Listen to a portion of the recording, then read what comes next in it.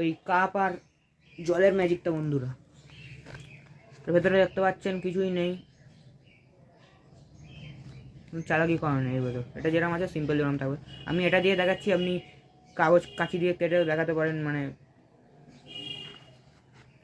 ঘটি গরম যেরকম করে দেয় না কাগজটা মোড়ে, ওরমভাবে দেখাতে পারেন।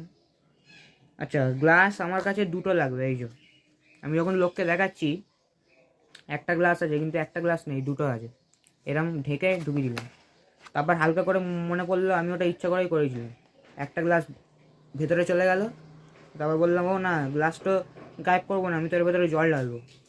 এবার বন্ধুরা দেখুন এর ভেতর থেকে জল পড়ছে কিনা। জল পড়ে গেছে কিন্তু গ্লাসের ভেতর। Thank you.